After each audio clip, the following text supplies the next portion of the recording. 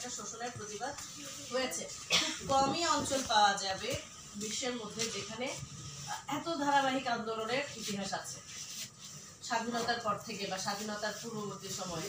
প্রতিবারই আমাদের মনে হয় যে আমরা হয়তোবা এবার একটা বড় অর্জন করতে পেরেছি, কিন্তু দেখা যায় যে ধারাবাহিকভাবে আস্তে আস্তে আস্তে আস্তে আবার সেই শোষণের একটা রেজিম শুরু হয়।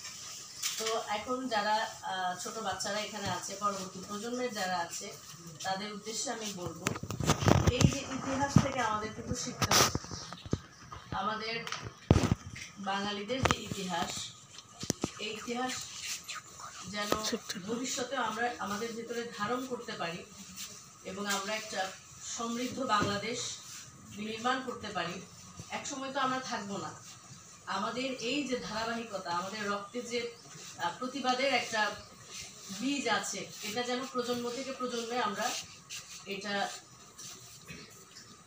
কি বলে পাস করতে পারি, বাংলা ভাষাতে লালন করতে পারি, বহন করতে পারি, ধারণ করতে পারি। এটার চর্চাটাই কিন্তু এখন থেকে করতে হবে।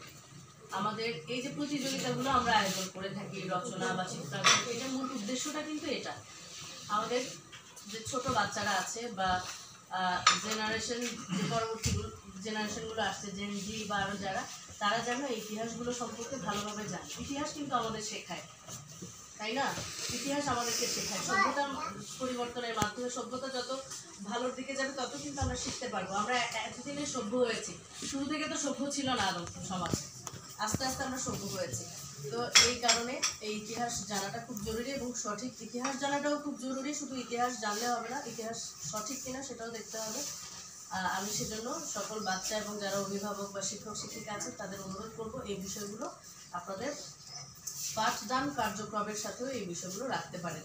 এটা যে শুধু কোনো দিবস উপলক্ষে আমরা একদিন বছরে শিখব, সেটা হতে পারে 21শে ফেব্রুয়ারি বা অন্য যে কোনো দিবস, এটা কিন্তু নিয়মিত তাদের এই বিষয়গুলো জানা উচিত।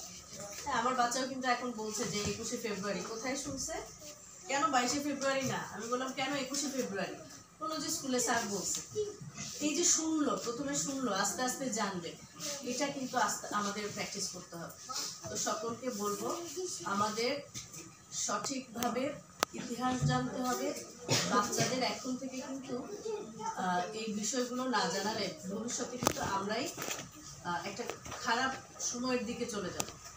তো এই বলে আমার মনে হয় আমি আর আজকে বেশি বক্তব্য নির্ধারিত করবো না। আপনারা যারা নাস্তা দিয়েছে সামনে, আপনারা নাস্তা নেন, নাস্তা করে আমরা পুরস্কার বিতরণটা করবো, বা পুরস্কারটা এখনো দিয়ে দেওয়া যায়। আমার মনে নাস্তা সার্ভ করে